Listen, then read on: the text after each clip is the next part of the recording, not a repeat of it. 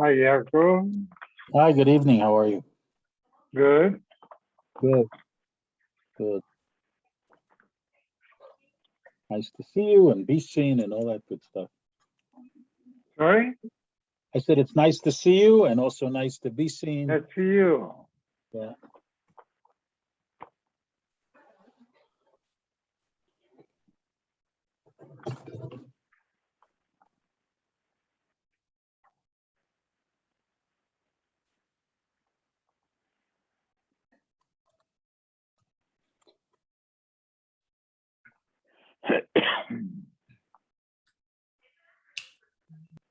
Hello, Hi, Yaakov. Barry.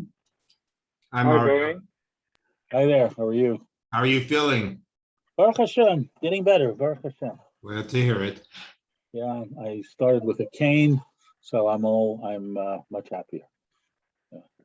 Oh, you had leg surgery?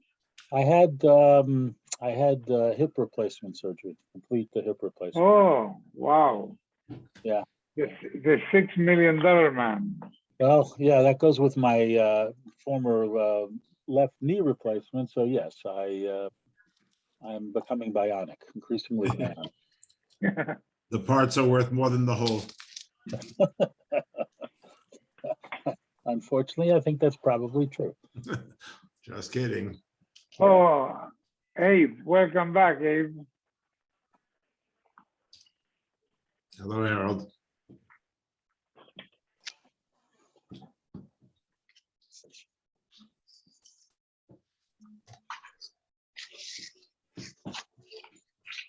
Oh, Mr. Alanch, you missed David? No, what happened, I got crazy. I missed out to get the doc tonight myself. I missed it. I don't know what happened to me. It's not You want me to send it to you? Okay. All right, when I process, I Thank will. you. Thank you. And I had time. I wasn't even doing anything. I don't know what happened. That's Oh, wow. right. That's I don't right. Oh my gosh. I don't know. That's what happens when you get my age. Yeah. Oh boy. Okay. Well, that's what happens. Young guy like you got your mind so clear.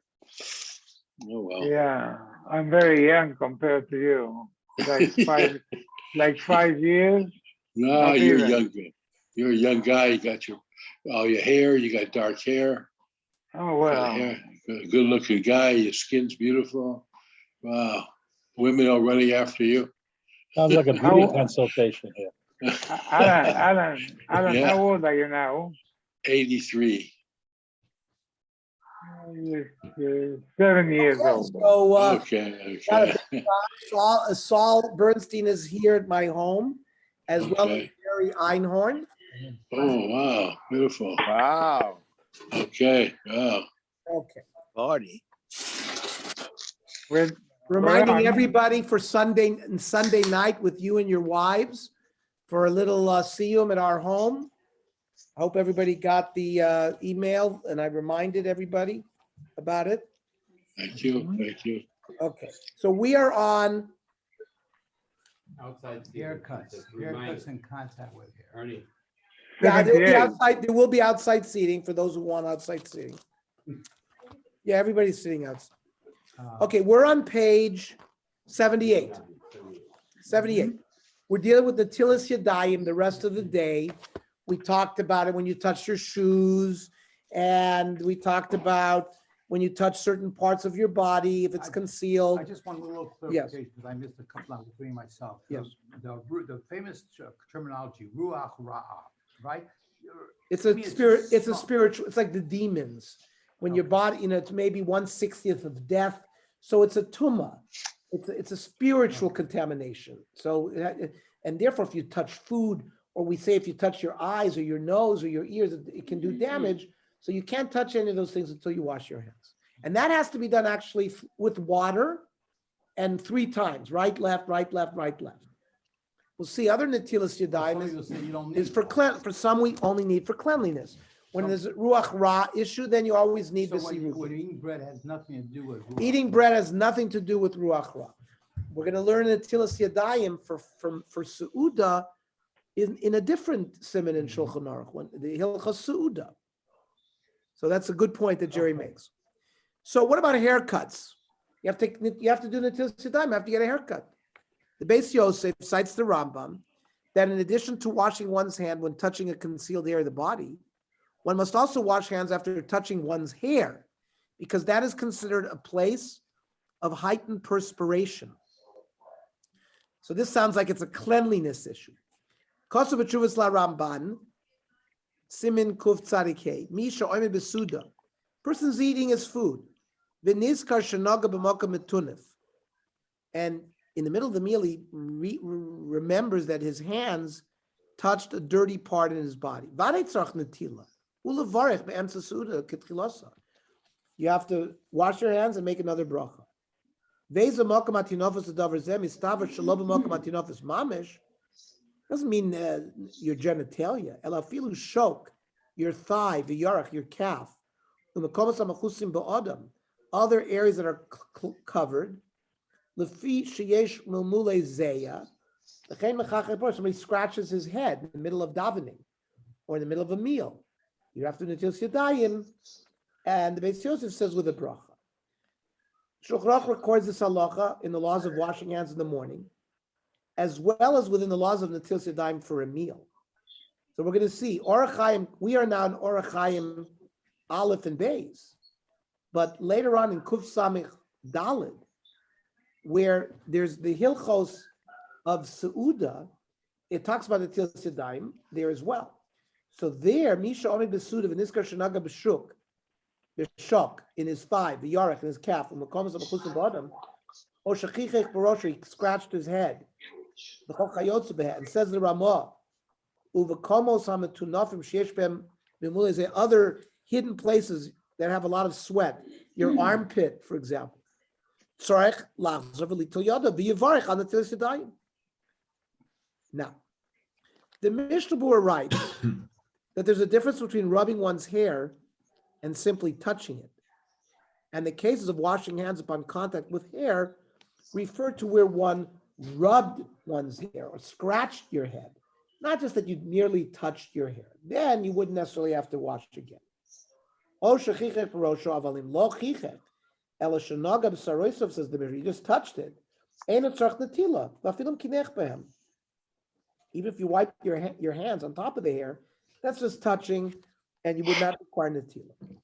The Yalkut Yosef Rav Avadia discusses a number of variants of the case of touching one's hair, including one who cuts some of the hair, rubbing and touching one's beard, and cutting another person's hair.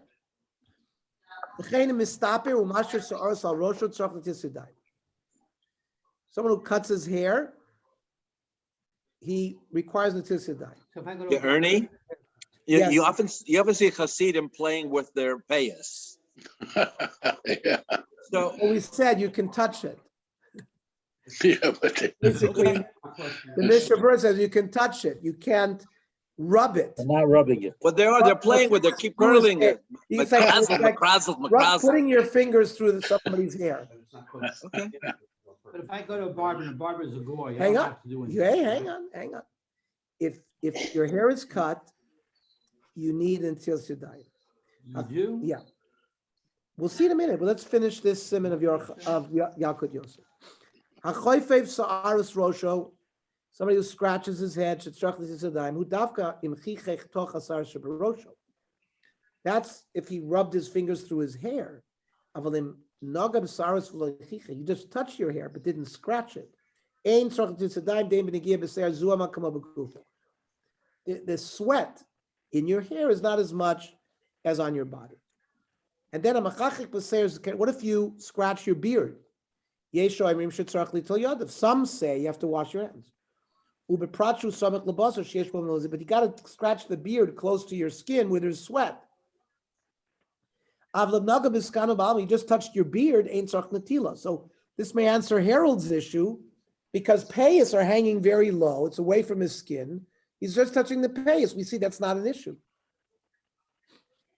Some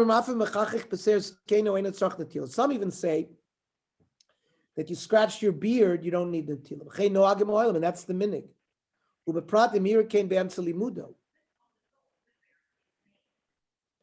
And if, for example, if you're learning, and we don't want you to be mavatal you're learning, if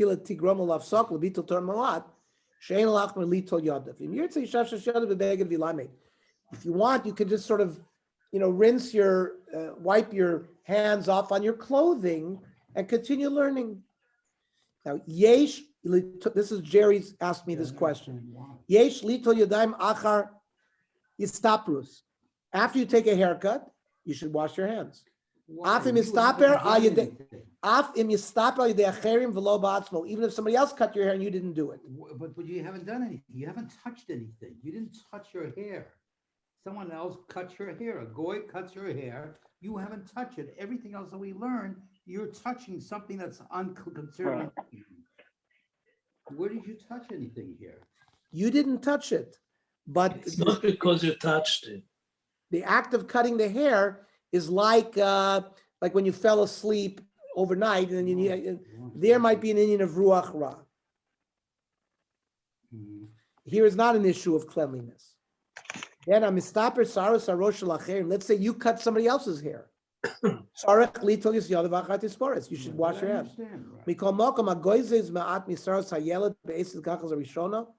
By an upsharing, Right. you're going to take a little scissor and cut. Then you don't have to do it. And if you shave your beard with an electric razor, you don't require Netilas Yadayim. Is there a time limitation? When do you have to wash your hands? I mean, So we dealt with that. Hang on, we answered that. Where did we do that? Did we do that last week? We talked about a time frame, or maybe that's coming up. Didn't you say before tefillah? When you go No. davening? Abe is asking about time frame. That means how much remember, Abe, there's an issue if you touch other parts of your body, like your eyes and your ears and your nose and food and other things. So you want to wash your hands as soon as possible. Otherwise, you're going to damage the other items that you're dealing with. So Ernie, all these cases, do you need a kli or just rinsing your hands is enough? you need a kli, we said. But we had a heter using a faucet last week. We talked about that if you're when you're using the sink and you had no kli, the b'shas adchak, let's say in the morning, when according to those opinions that you have to do it right away, and not wait, then I think we had where you can do where you could use that. Let me see. Only when there's no food. You're not allowed to use a sink that has food in there or that you cook with it. Where David asked that was, I think, in the first week.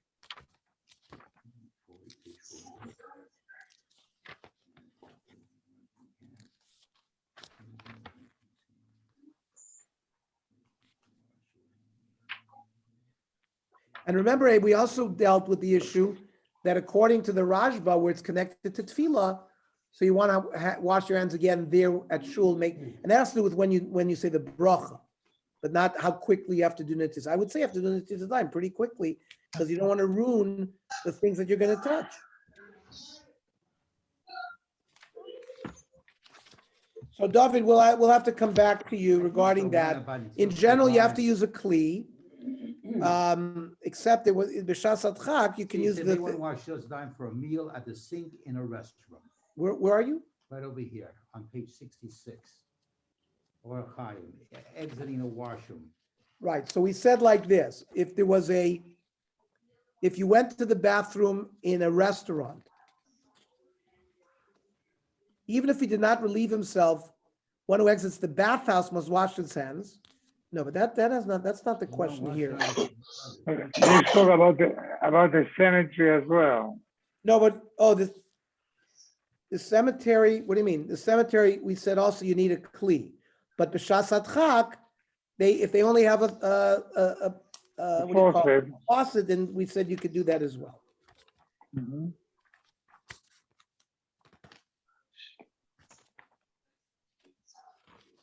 Where was the funeral? Yeah, here.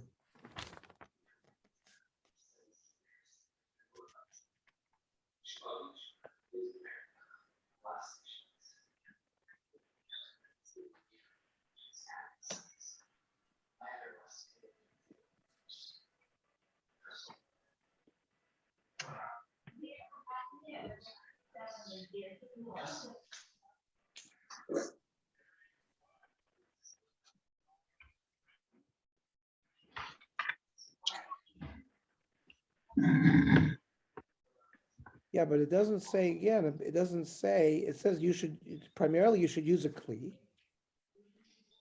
Oh, David, the Yalkut Yosef says, "Hayotzei mibeis hakvaros, v'chen hachozer me'alavaya, tzarich litol yodav, v'mikra din ein tzarich litol b'kli, ach hamachmir litol im kli tavo lav bracha."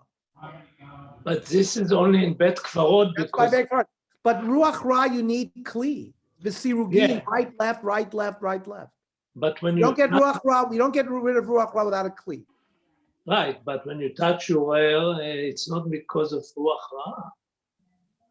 That's because of cleanliness. That's why they're talking about perspiration. Last week, we learned that there are two inyanim. One is sometimes is cleanliness, like touching shoes. That has to do with cleanliness. We Right, also so talk- maybe we also you talk- don't need the cup. touching concealed parts, but like we said on 71, up until 71, for example, cutting nails, that was also Ruach Ra. Up until that, it was associated with Ruach Ra. The remaining topics relate to washing hands for hygienic purposes only. So touching concealed parts of your body and touching shoes, and now the haircuts, this has to do with cleanliness. But you still need to do Netilas Mikra Din with a kli and with a bracha. Like we learned tonight. The Ramah says very clearly, if you touch Makom Betunafim, Tzarech Lachzer V'Lito Yoda V'Yivarech Al Netilas Yadayim. If you're in the middle of your meal, if you're in the middle of your Suda. Let's continue. Removing mucus of the nose and earwax. The Darkened Moshe, well, we know the Darkened Moshe is Rav Moshe Isserlish. The Ramah wrote a sefer called the Darkened Moshe before he wrote his glosses on the Shulchan Aruch. And very often we go to the Darkened Moshe to see what was his sources, and because the Ramah is very terse in the Shulchan Aruch. He doesn't elaborate, but just like when we learn the Shulchan Aruch, we go to the Beis Yosef in the tour. There, the Rav Yosef Kar goes to town. It is Baba Mitzi and then Tosfos, and he'll show you which we didn't really have in the Rambam. One of the issues in the Rambam, the Yad Chazaka, is we don't have the Rambam himself telling us where he found all these halachas. So we have the Kesef Mishnah and the Magid Mishnah, all the various commentaries of the Rambam trying to find where did the Rambam get this halacha. We don't have that problem with the Shulchan Aruch because we have the Beis Yosef, who's the same author who wrote his commentary on the tour, which tells us exactly where he derived halacha. Well, we have the same thing for the Ramah, the Darkened Moshe. It's a very important sefer. So the Darkened Moshe writes in the name of the Maril that one should refrain from removing nasal mucus or earwax with one's hand during tefillah. The reason is that touching them is considered like touching concealed places, which require washing one's hands. See, during tefillah, but if it's not during tefillah, But if it's not during tefillah, you don't wash your hands? you also wash your hands because you're going to be touching things that are not clean, So, but why is he? like food. You would do it during a Suda, right? Before you eat, you'd wash your hands too. Why do we wash our hands, said the Rashba? In order lehikon for hachana l'tefillah. Right, that's the machlokas between the Rosh and the Rashba. But clearly we hold like all of that. Now, Kosev Maril. The Maril, you can see a nice biography of the Maril, is one of the major Ashkenazic sources for Ashkenazic law. The other one is the Marami Rottenberg. You'll find the Ramah many times referring to either the Maril or to the Marami Rottenberg as the source for Ashkenazic psak, which was different than the psak in the Sephardic lands, which is why we have the Ramah. Because of Ariel, the tsoyas ha'oizen, refuse that comes from the ear, earwax. Ve'ha'af, mucus from the nose. Also, liga behem betfilaso el yadei beged. You can't touch it with your hands. If you're going to touch it, you got to touch it with a beged. After Darkened Moshe, and the Shulchan Aruch said, "Makom etunav hainu makamis hamechusim ba'adam lefi sheyesh lahem milmulei zeya." Covered places which are full of perspiration, or if he scratched his head, says the Ramah,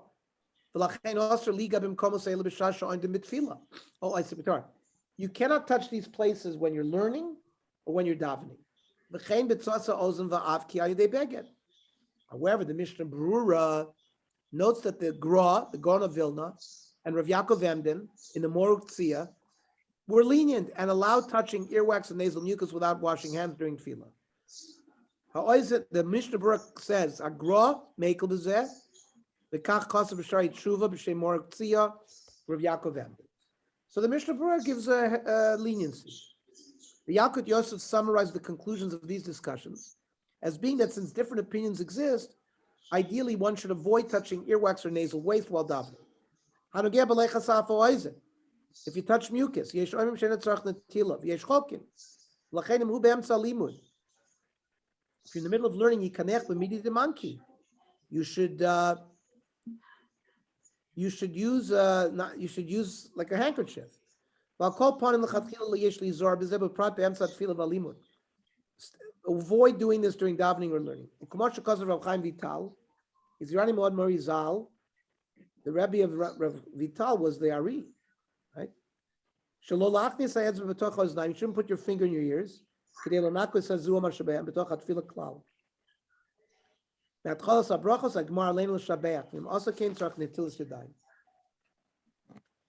Says the footnote, using a tissue to blow one's nose is comparable to using a cloth and is permitted.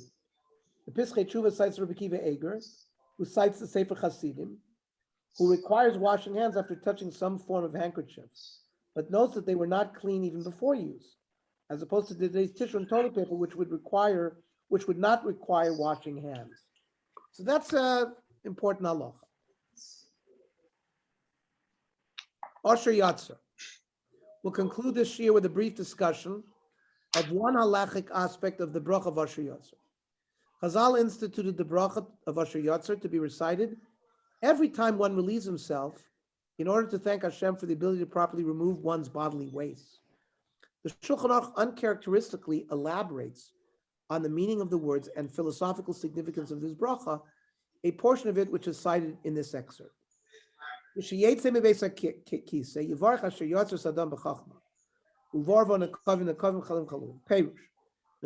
many openings. Like your mouth, the nose of pitabas, your rectum, and you have other organs that have hollow spaces, your heart, the kereth, your stomach, and the intestines. Now, we're going to deal with one halachic aspect of Asher Yotzer. Oh, this is when how long after one relieves himself may he still recite the bracha of Asher Yotzer? Rav Yaakov Emden in the Shilas Yavitz writes that this is a birchas hodah, similar to birchas hamazon. Therefore, one may only recite it so long as one is still benefiting from the action you did. It prevents you from speaking. That's what you do as quickly as possible. You cannot speak from between you went to the bathroom when you get out before you say the word. So, now that you've determined that birchas Asher Yotzer is a bracha of praise, it's that if time has gone by where the benefit of, let's say, going to the bathroom is passed, then you don't have to thank Hashem anymore. For example, if we eat a meal and we don't bench, and the food is completely digested in our stomach, whatever that time frame is, 90 minutes, 45 minutes, whatever it is, you don't bench anymore. So it's the same thing. If, for example, you don't feel relief anymore, like after you go to the bathroom, there's relief. That's when you should say the bracha. If you're not really benefiting from it anymore, since it's a bracha of praising Hashem for the benefit, if you don't have the benefit anymore, there's no bracha. The Sfia, that once the pleasure of satiation, that's by Birchas Hamazon, go away, so same thing here. Then he says like this,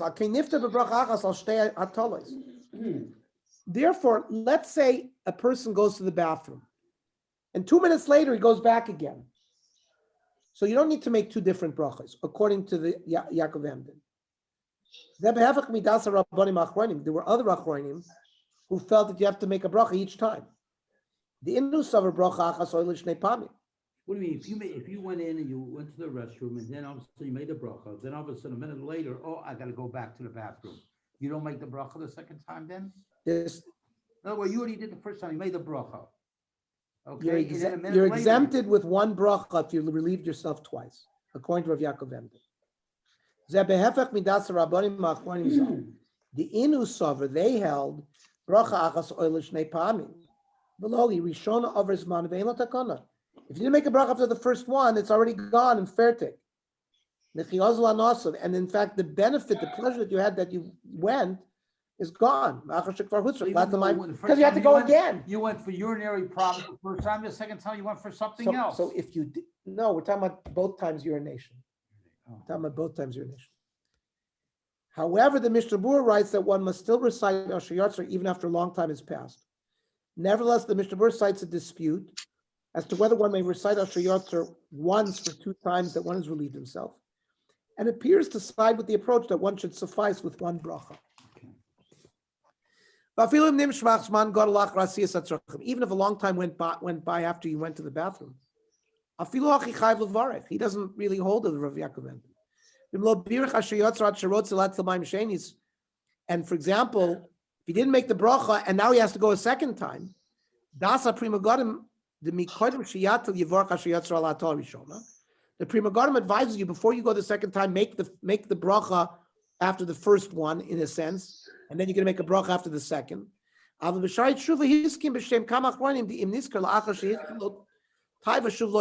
But if he remembers after he has a desire to go to the bathroom again, then he doesn't have to recite the bracha after the first one.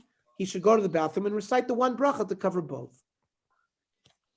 Now, this machlokes achronim that we've just revealed as to whether to recite Asher Yatzar after one already feels the need to relieve himself a second time depends on whether it is classified as a birchos hodah or is it just a tefillah. A similar machlokes exists among the Rishonim in a case where a person relieved himself, thought that he was finished, but then he felt the need to do it again. According to the Beis Yosef, citing the Maria Buav, one should recite Asher Yatzar twice in this case, since the bracha is considered like a tefillah that should not be skipped. Again, this is the Rav Yosef Karo and the Beis Yosef on the tour. Kaz Rabbeinu HaGadol Maria Buav, shekosav borchas chayim, b'shem gon she'odem she'itil mayim, v'siach daitum la'atil mayim. He urinated. He thought he was finished, but then he changed his mind. V'achar kach nimlach v'hitil mayim pam acheres. Shechayev levarich shnei pamim asher yotzar. Vehevi raya mimasher amru tov lo yispal shachris mispal mincha shtayim. From the din of tashlumim, that if a person remembers he didn't daven shachris, you say mincha twice. And the Shulchan Aruch rules like the Maria Abuav. Yitil mayim v'yisich daitum elatil mayim. He urinated and he thought he was finished. V'achar kach nimlach, he changed his mind v'hitil mayim pam acheres. However, despite this ruling, the Mishnah Berurah and Pischei Tshuva note that many poskim accept the approach of the Yavitz that Asher Yatzar is a birchos sodah, and one should not recite it twice in the cases discussed above. Well, the Mishnah Berurah Sif Katan Vav, Shahar be'achronim cholkim al psak zeh. This, in fact, Sofik brachos lahakel. Brachos are all rabbinic. We know. Whenever there's a machlokes, even in poskim, what the halacha is really a suffix. Then we go to the rules. How do we apply suffix? Well, we have a rule: suffix d'oraisa l'chumra, suffix d'rabbanan l'kula. when you're dealing with a Torah law and it's a suffix, you have a piece of meat and you don't know whether it's kosher or not, so we don't eat it. It's of course suffix deraisa. Suffix derabanan, if you're a suffix, it's lahakel, we're lenient. All brachas are rabbinic. So the Mishnah Berurah is saying, and when you have by brachas, the leniency is don't make the second bracha. That's the bracha lahakel. He says even the later Sfardim, even though Shulchan Aruch said you should do twice, the Chidah, the Birkei Yosef, Vot Poskim, said only once. Fine.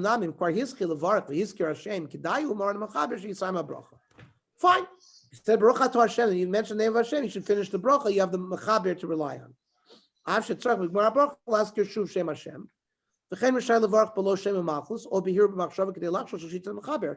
The name of Hashem comes in again in the second bracha. So there he says without the Shem Malchus to avoid that problem, because l'chora the psak is not to say the bracha twice. What about the yes, David? Ernie, what about if you wake up at night every 2 hours? So no, you don't. So we learned last time you don't. You got to wake up past the dawn, past halos hashachar to trigger the chiyuv. okay. That we had we've now been doing this for 3 weeks. Or that was in the first week, which talked about the chiyuv of the Telesedime. You have to sleep through alois. No, but the sure yotzar though, you say it any time, middle of the night too, without. We're not talking about that. He was asking, David, were you asking about the Telesedime or Asher Yotzar? Asher Yotzar. Asher Yotzar, you would do at night. Yeah. You would do it at night. It will wake you up, you know. Say it again. As a result, if you say every 2 hours Asher Yotzar, it will be hard for you to go back to sleep. I think you have a chiyuv. Why would you think because it's the middle of the night that you'd be potter from saying Asher Yotzar if you urinated? Because when you wake up, you're washing your hands, so it's a package deal. I don't know. No. I think by the Asher, I thought you were asking about the Telesedime. No, I was asking by the middle of the night. I don't see any evidence that we would not say Asher Yotzar if in the middle of the night. I think in reality nobody does anyway. Because the person's sleeping, you're saying. What? Yeah, people are asleep. Okay. What about the Telesedime for women? Women are obligated to Telesedime in the morning in the same manner as men. They have Ruach Ra, same thing. Likewise, women are subject to the other rules of washing hands if they touch an unclean place, or shoes, or their hair, or everything. All the dinim apply to the women as well. Therefore, those who have touched children in concealed areas, such as when changing a diaper, or help to put on their children's leather shoes, must wash their hands. In such a case, may one daven without washing hands first, if one finds it difficult to wash hands? The Shulchan Aruch writes that one should not daven or eat after having touched concealed areas of the body before washing one's hands. So this is Abe's question. The timing of it. You really can't do much before washing your hands, because shouldn't daven, shouldn't eat, right?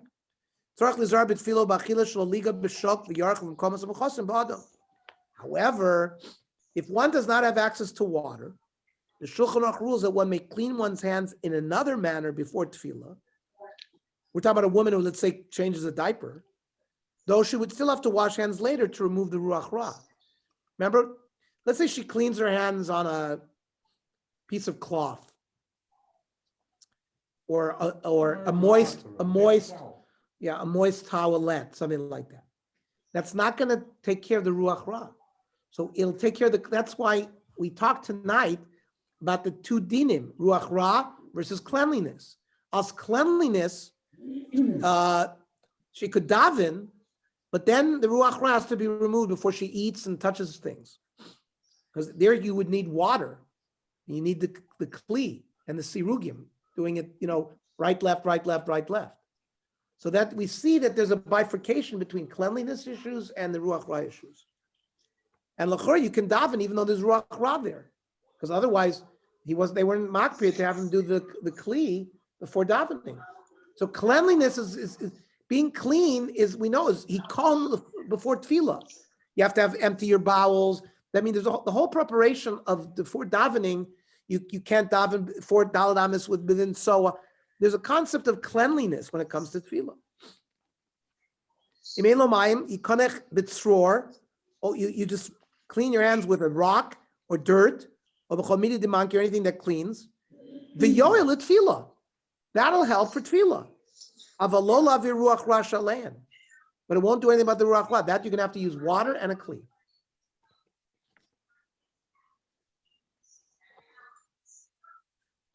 And then, I remember this from Camp Moshava growing up. Chaim Eisenberg will remember this too. If one was unable to wash hands at all in the morning before this, then according to Shulchan Aruch, one would recite the bracha of Al Nekiyus Yadaim instead of Al Netilas Yadaim.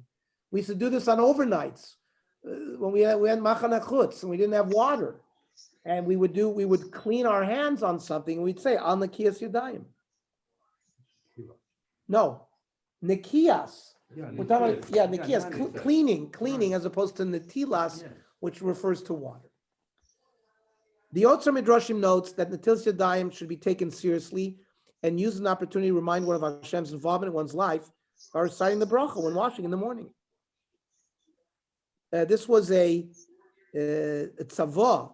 This was like a will that a certain Rabbi Eliezer HaGadol said to his children, B'ni, Havizar ben, be careful, Netilas Yadayim, ki Netilas Yadayim b'chlal advorim, ha'oimdim berum shalom. These are like things that are, in heaven.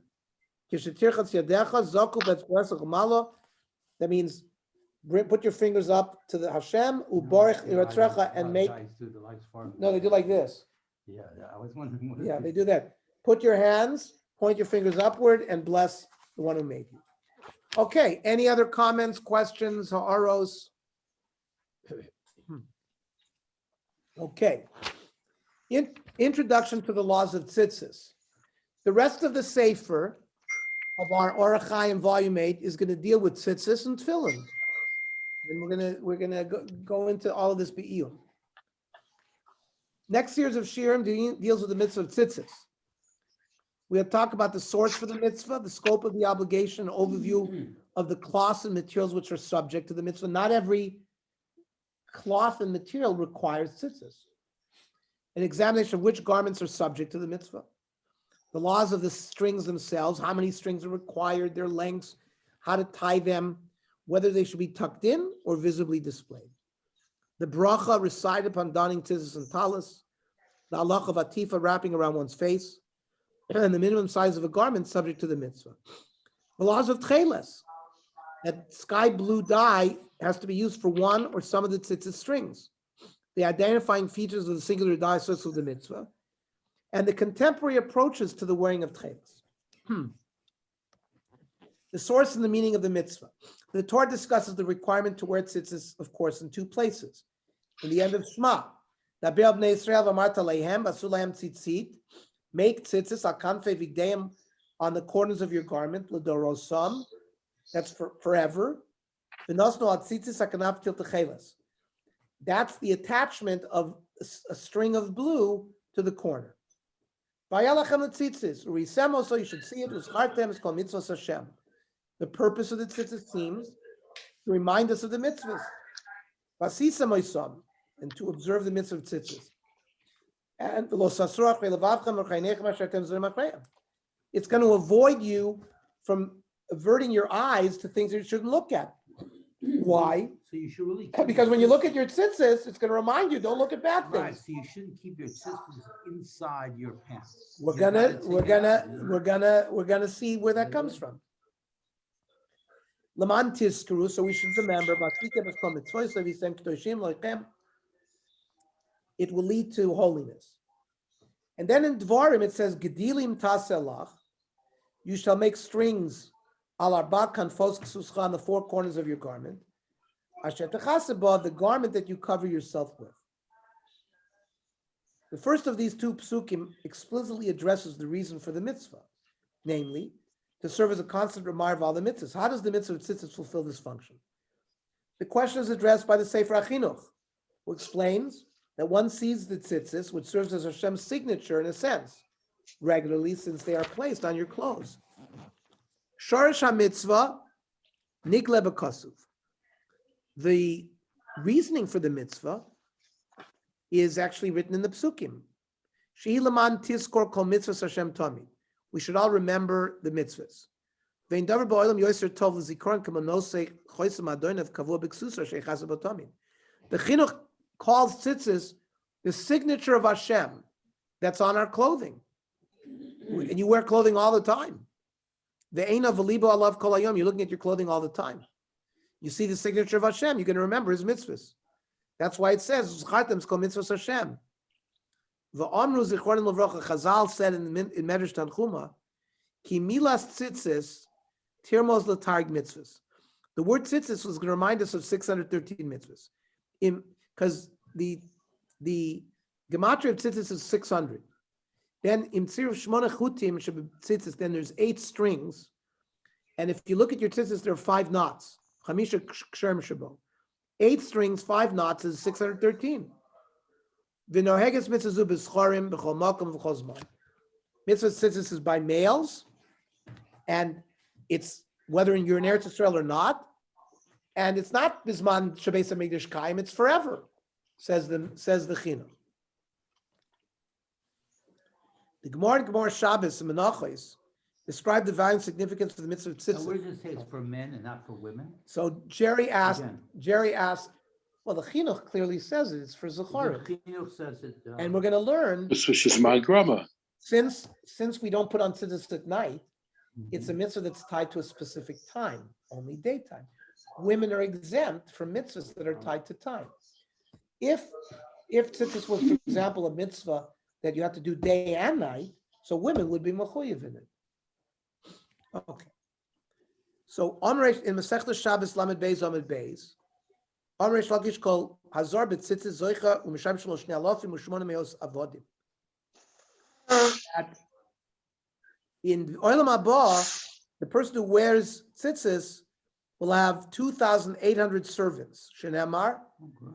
Kol Amar Hashem Tzvakos, B'yamim ha'hem asher yachziku asar anashim mikol l'shonos hagoyim.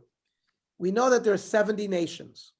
So there's going to be 10 members of each one of the 70 nations, so that's 700. V'chziku b'knaf ish Yehudi lemor, each one will hold on to one of the 4 corners. So 700 times 4 is 2,800. The pasuk in Zechariah, and a drasha in the Masechta Shabbos. Then it says, "V'nochos tani dechuri semos oschatem kol mitzvos Hashem. Shkula mitzvah zu kedeged kol mitzvos kulan." The mitzvah of tzitzis is worth all of the mitzvahs. Tani dechuri semos oschatem basitem raya mevia l'dei zechira. Seeing will bring you to memory. Zechira mevia l'dei asiyah. Rabbi Shimon ben Yochai Omer kol azores b'mitzvah zu zoicha mekabel pnei Shechina. This is like receiving the face of Hashem. They say when the Gra was passing away on his last day, he was crying bitterly. He was holding his tzitzis. That such an inexpensive mitzvah, because the tzitzis is not very expensive, and you get so much from it, and he's losing. In Olam HaEmes, there's no more mitzvahs anymore. And here, we have so many mitzvahs that are so inexpensive that give us so much zechus, and he's not going to have that anymore. And he always referenced mitzvahs tzitzis regarding that story of the Gra. Now, is there a chiyuv to wear tzitzis?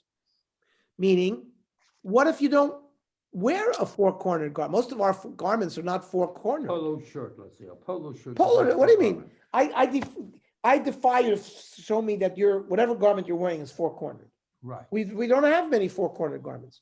So What do you mean? Your shirt right now is 4 corners. where do you right? see 4 corners? A shirt, a regular shirt, a white It's shirt. 2. It's 2. Two. It's 2. 1, 2. Where's the 4th? Unless it's open in the back. I don't know. Jerry sees double. I don't know what he sees. What about the t-shirts that are split on the side? Okay, so that's a That's 4-cornered. four-corner, Okay, that's 4-cornered, but most of our garments are not. So are we mechuyev to then find a 4-cornered garment that has tzitzis on it and wear that? That's the question. The Torah clearly delineates an obligation to affix tzitzis to the corners of garments. Chazal understood that the obligation applies only to those garments which meet certain criteria, which we're going to explore over the course of this shiur. One of these criteria is that the garment must have 4 corners, meaning that any garment that does not have 4 corners is not actually subject to the requirement of tzitzis. Because very little regular clothing today is made in such a way as to be subject to tzitzis, we must analyze the following question. Is there an absolute chiyuv? Is there an imperative for a person to wear some article of clothing which requires tzitzis, or is it perfectly acceptable to refrain from tzitzis so long as none of one's clothing fits the requirement? Why don't you say you have to wear a pair of tzitzit? But No that's- matter if you have 4 corners, 2 corners, 1 corner, what do the corners have to do with it? So the Torah, what is the Torah, when the Torah says you can only eat an animal that chews its cud and has a split hoof? Right. So the Torah has given us those requirements. The Torah gave us the requirement that a garment of 4 corners needs tzitzis. Otherwise, you don't need tzitzis. The chiyuv It is what it is. is a garment that you have to put strings on a garment that's got 4 corners. Otherwise, there's no chiyuv tzitzis. Yeah, but all the pasuk when you read it, mantizkiru, so they tell you to do it, so you will have But that's if you have a garment that's 4 corners. No, but even if you don't, you should wear so you can see it. So Okay, mantizkiru, all these things. So the mantis, so let's see. Right now, we're asking the question, is there a chiyuv to go get a 4-cornered garment and make sure you wear one every day? So the Gemara Menachos relates that Rav Katina consciously refrained from wearing a garment subject to tzitzis, and an angel rebuked him for behaving that way. Malacha ashkachel Rav Katina de michse sadina. Rav Katina, Malach saw Rav Katina wearing a garment made out of linen, which did not require tzitzis. Katina, sadina b'kaita v'sarvula b'sitvuta. It means if you wear, a linen garment in the summer and a coat, now a normal coat only had 2 corners. If you wore a coat in the winter, so you ended up never wearing a garment that would be machayev tzitzis. So the Malach asked him, tzitzis sol tchelis matay, well, what's going to happen with the mitzvah of tzitzis? You're never going to observe the mitzvah of tzitzis. Or malay, anshito ese. I understand. Do you punish us? Asay? Do we get punished even though we're mavatal a mitzvah asay? Meaning, normally we get punished when we violate a lav. Now, if you're not makayim and asay, usually we don't have a tradition that there's punishment. Now, there are two clear examples where there is a punishment: Mila and the Korban Pesach. Those are mitzvahs asays where if you don't do that, you get kores. But there is no other mitzvahs asay which has a punishment attached to it. Now, it was noyeg in the time of the Beis Hamikdash that even though there's no korban brought, for example, if I eat dam, which is a lav which has kores attached to it, so then you have a chiyuv to bring a korban chatas to atone for that chet. But normally there's no korban brought. If, for example, I didn't put on tefillin today, it's a mitzvah saseh. Well, there was no korban, but there was a minig that people brought a korban ola if they violated a mitzvah saseh. But there was no punishment. So that's what Rav Katina is asking the Malach. Are we being punished on a mitzvah saseh or malay? Bisman the ikarischa onshin. Wow. When Hashem is angry, and therefore He's punishing the world, and sometimes even tzaddikim are swept up. Some people talk about the Holocaust is there. How are all these tzaddikim? Because if it's a zman of resicha, then everybody is swept up, children and tzaddikim and everything like that. So there you will be called into account if you violated a mitzvah saseh. Hachi karmelei. I mean, why are you? It sounds like the Malach was telling Rav Katina, you're going through all these conniptions to pater yourself from putting on tzitzis. You shouldn't do that. So based on this Gemara, the Rambam describes the obligation of tzitzis in the following manner. There's no absolute requirement to purchase and wear a four-cornered garment merely for the purpose of fulfilling the mitzvah of tzitzis. Nevertheless, it is proper to do so, at least for a pious individual. So is that why people wear on Shabbos, they'll wear a talus? So they could fulfill the obligation of wearing tzitzis? No, That because has we nothing wear. to do with, all this no. carrying has nothing to do with wearing a talus on Shabbos. No, wearing the talus is completely separate from the mitzvah of tzitzis. Is there Inyan Kibbutz as a mitzvah say? So they tell you to kabed sovicha v'simecha. It doesn't say to violate and not to do it. The kabed is you have to do a positive thing in order to. So let's say you didn't b'chabed. What's the punishment? What's the punishment? There's no punishment. You're violating an essa. The kabed you have to go out. You're mavatal a mitzvah saseh. Yeah. Well, what about tefillin?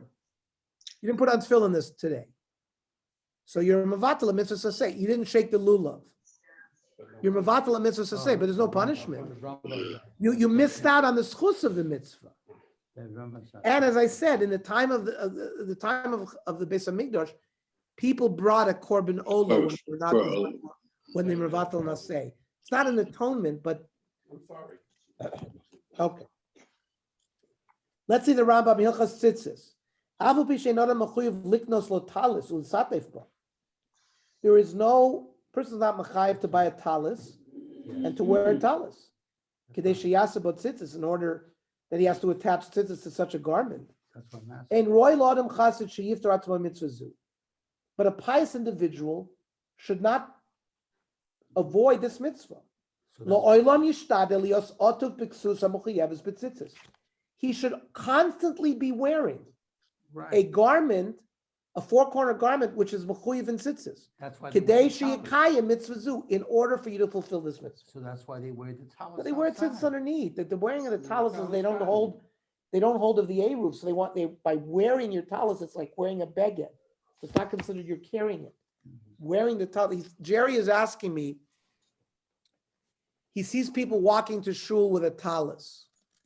He's asking, does this have anything to do with it? So I explained. That's for those people who don't want to use the eruv, so they wear it as a garment instead of carrying the talus in a bag. The Shulchan Aruch agrees with the Rambam, but he expands the recommendation to wear tzitzis to include everyone, not just pious individuals. What did the Rambam say? Adam Chosid.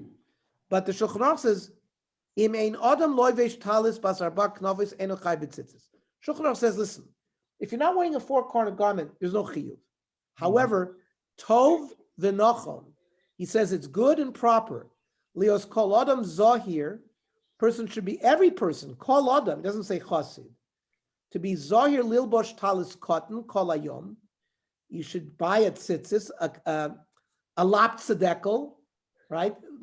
Yiddish, it was called, a talis cotton that you wore under your regular garment a whole day. Rav Moshe Feinstein adds that in our time, since it has become a universal practice to don a talit, cotton, small tzitzis garment, in contrast to the large full-size talis, every man is required to be meticulous upon wearing it.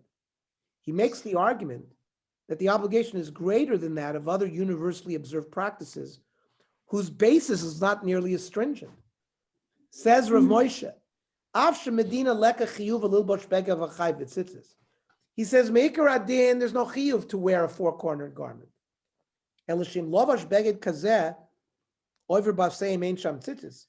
He says, well, if you wore a four-cornered garment and you didn't put on tzitzis on it, of course, you'd be mevatel naseh. Mikol makom. Kivan shenagu kol Yisrael lilbosh beged achai b'tzitzis. Since it's become common standard practice for all Jews to wear a tzitzis, to wear a four-cornered garment that is mechuyev in tzitzis, also l'shomodim lavar also. Rav Moshe turns it into an isser. It becomes such a strong minig that it's an isser to not do it. The logorami call minig. It's certainly not worse than any I don't minig. understand what a four-corner garment is. I'm dense. I don't understand. What, give me, Okay, who look. wears a four-corner garment? Where do you see Look, anywhere someone wears This a is four-corner? two-corner. Right, how do you get four? He describes, let's say you have a, Yeah, that sits different. Forget that. I'm let's talking say you about have one of regular those, let's garments. say you have a polo shirt that has two corners in the front and two corners in the back. That could That's be, like cut like a little, yeah. so that could be. Most of our jackets Jackets, yeah. don't have four corners. You could. Could have slits You in could, the if you side. had, they used to have a style where it was square and you could have a slit, and, okay. The lo garmi kol minig af shelekabu gam kiyum mitzvah. There are many minhagim where there's no, it's a minig and it's purely a minig. Here, the minig allows you to mekayim a mitzvah saseh. Now it become a minig to wear a talis cotton. But when you do that minig, you're being mekayim a mitzvah saseh. How many minhagim do we have? We have minhagim, but it doesn't lead to a kiyum of a mitzvah, says Rav Moshe. That's his strong point here. There is a concept of shma b'ni musar avicha v'ati tosh tarasi mecha. That is a din in why we do minhag. Why if there's a minhag, we continue doing the minhag. The kol shekei minhag zeh sheyesh bo kiyum mitzvah. Beyond just this issue of being mekayim shma b'ni, which is not, it's not a mitzvah d'oraisa. So since the person should ideally always wear tzitzis when he's awake, the Piskei Tshuva writes that a person should try to wear tzitzis even when exercising or engaging in strenuous labor. Vafilu bizman shekosher lelechas b'taz cotton kagon biyom shra, very hot day, or b'shas avodas mefarechas, very hard work, or b'esh misama, he does exercise. Ain laster at all, you shouldn't take off your tallest cotton. There is a also the well-known Rebbe. See the ruling of David Sperling that although it's preferable to wear tzitzis while exercising, if the tzitzis may get ruined, one may remove them. So if you think that tzitzis are going to get damaged by being soaked and all of that stuff, you could take them off. There's a Rebbe here in the valley who's well known for wearing tzitzis even when he goes swimming. So he shall remain unnamed, but he does do that. Well, does he have a special? Because that's Nope. going to ruin. I mean, it could shrink and it gets ruined. He often wears his shirt and his tzitzis at the same time going swimming. Okay. So be it. I haven't heard of David Sperling since for 60 years. My wife tells with him. I don't know, where is he now? Is he a well-known rabbi, David Sperling? He's still writing. Do you know David Sperling, Elazar? Yeah, I met him. He went to Telesedime. I think the name. I haven't seen him for 65 years. Okay. Well, there he is. You just saw him. I know. I see. He's okay. Okay. Yeah. he came out with a new book a week or two ago. We should Oh, know yeah. Okay. that there is a separate discussion in Menachos concerning whether the mitzvah of tzitzis is defined as a chayvus gavra, an obligation that devolves upon a person, or as a chayvus hefts, an obligation imposed upon the four-cornered garment. Rav Nachman Ashkechel Ravada Barava. Rav Nachman found Ravada Rami Chuti. He was attaching tzitzis to a garment. V'komavarach lasois tzitzis. And he was making a bracha to make tzitzis. Armele my tzitzis shma. What is this? What is this tzitzis I hear? I hear somebody saying tzitzis. Yeah. Hachi amarav tzitzis ain't tzricha bracha. When you make and attach the stringes, it doesn't require a bracha. Uvitzitzis ba kamiflagi. Reciting a bracha, there's a machlokes. One says it's a chiyuv relating to the chefts of the talis. Umar savar chayvus gavruhu. One says no, it's a mitzvah on the person. I mean, Rav Nachman held that it was a chiyuv on the person. Therefore, there's no bracha made on the garment. So therefore, it's not complete until he wears the garment. And he should not recite a blessing when he attaches the ritual fringes to the garment. According to the Gemara, it seems that the dispute whether tzitzis is a person-based obligation, chayvus gavra, or a garment-based obligation, chayvus cheftza, relates to when the mitzvah is completed. According to the first approach, the mitzvah is complete only when an individual wears the tzitzis. And according to the second, the mitzvah is completed when the tzitzis are attached to the garment. However, both opinions agree with the sources discussed above that no absolute obligation exists upon a person to wear tzitzis if he's not wearing a four-cornered garment. Many Rishonim, including the Rosh and the Rambam, rule in accordance with Rav Nachman that the mitzvah is a chayvus gavra. And that's how the Shulchan Aruch paskins. Tzitzis chayvus gavruhu. The mitzvah of tzitzis is on the person. V'loy chayvus mana. For example, if you had a towel, four-cornered garment that's in your linen closet, if it's a chayvus gavra, you put tzitzis on it. Now you don't wear a towel, and we're going to see that it's connected to what you wear. It's not just a garment, because that's why the pasuk in Dvarim says "Gedilim asher techaseh," that which you cover yourself with. Like So a it's not poncho. on any garment, any textile material. It's got to be something that you wear. But if the chiyuv was on any you have a four-cornered garment that you wear, that it would require tzitzis. That means every garment that you have in your linen closet, you'd have to put tzitzis on, even though you might never wear it. That's not the din. The din is on the person, that when he wears the tzitzis, then he's chayiv to have tzitzis and to make a bracha. Bernie, that doesn't apply to a tallis. Is that what you were saying before? You Since wear a tallis. You don't wear a tallis, you just put on a tallis. But You're that's not wearing it. It's a lavush. You wear it. We don't wear it all day. Chazal wore it all day, and there are people in Israel who still wear it all day. You still wear a tallis. It's not a towel. It's a lavush. It's a baguette that you put on. You don't wear it a whole day, Bernie, like tefillin. You don't wear the tefillin all day, but that, you know what I'm saying. The tallis was the same thing. So the Shulchan Aruch says, "Shkol zman she'en lovesh hatalis potem et tzitzis ulevarech eino mevarech al asiyas tzitzis she'en mitzvah b'levishaso." The mitzvah comes in when you wear it. According to Shulchan Aruch, the mitzvah of tzitzis only applies when the person actually wears the garment based upon chayvus gavra. But at the same time, as we saw above, a person is still not strictly obligated to wear a four-cornered garment, even though today it's very important, like we learned the Rav Moshe today. I think that's the most important source we learned today. The next shiur and tzitzis can be very difficult. The tzitzis, ksus yom, ksus laila, and what garments are chayiv in tzitzis versus not. Blankets, like a blanket. Some of the sugyas will be difficult. Any other comments, questions, or ROs or anything like that? Again, if everyone could RSVP, I've gotten some RSVPs from everybody about Sunday night to just help Susie in terms of her planning. So just send me an email.